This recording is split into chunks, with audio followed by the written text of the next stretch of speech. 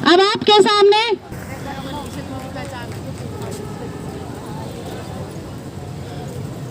साथी प्रेस के साथी बीच में नारे की अपील कर रहे हैं। साथी बड़ी आवाज में नारे होने चाहिए।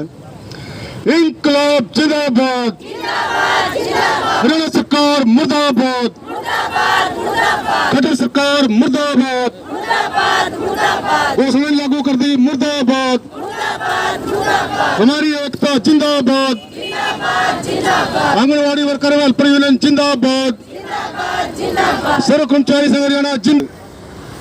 रोज क्रमिक अनशन की अध्यक्षता अध्यक्ष मंडल आंगनवाड़ी वर्कर वेलफेयर यूनियन की जिला प्रधान रूपा राणा जी, सचिव बिजनेस जी, राज्य के नेता मधु शर्मा जी, CITU के जिला प्रधान साथी सतपाल सैनी, सचिव साथी जगपाल राणा, सर्व कर्मचारी संघ के स्टेट के नेता हमारे कृष्ण शर्मा जी, इंद्री ब्लॉक के प्रधान साथी नरेश, करनाल ब्लॉक के प्रधान साथी भाग सिंह, रिटायर्ड कर्मचारी संघ से साथी तेलूराम रोशनलाल जी, तमाम वर्कर वेलफेयर।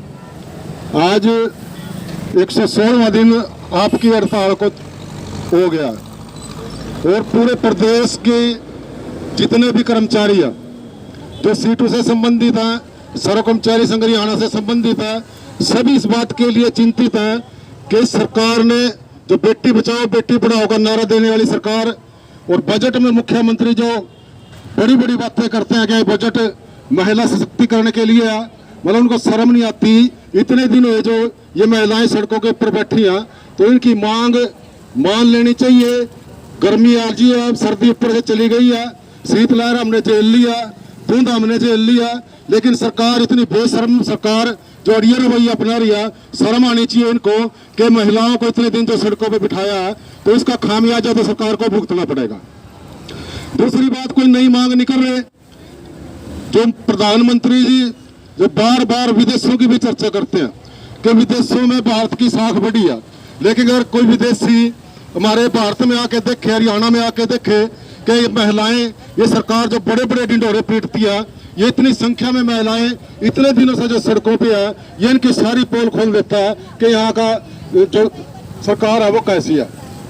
दूसरी बात, लगातार कर्मचारियों के ऊपर जो हमले हैं, मजदूरों के ऊपर जो हमले हैं, सरकार लगातार इनके ऊपर बढ़ रही है और इस तरीके से सरकारी भागों को बेचे जा रहे हैं। आंगनवाड़ियों को भी इनकी साजिश है कि किसी न किसी तरीके से इन आंगनवाड़ियों को भी बंद किया जाए और बच्चों के खाते में सीधे पैसे देते।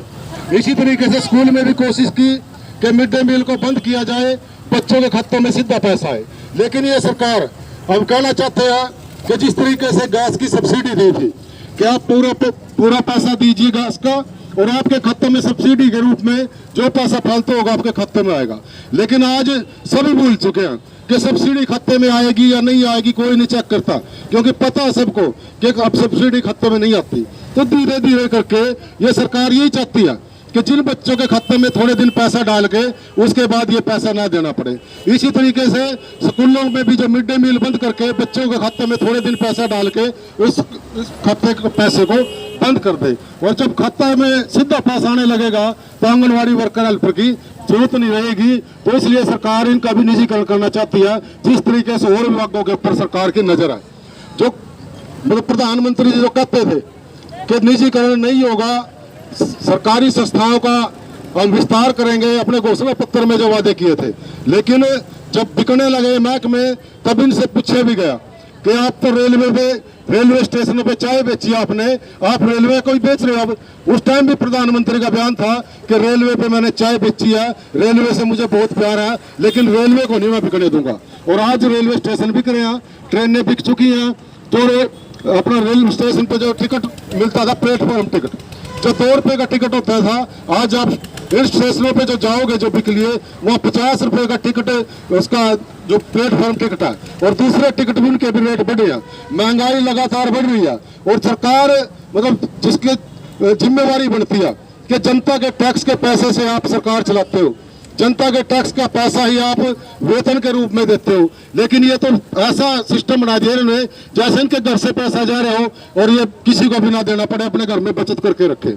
लगातार 2-2 दिन के वेतन के ऊपर भी सरकार की नजर आती है कि ना दिया जाए।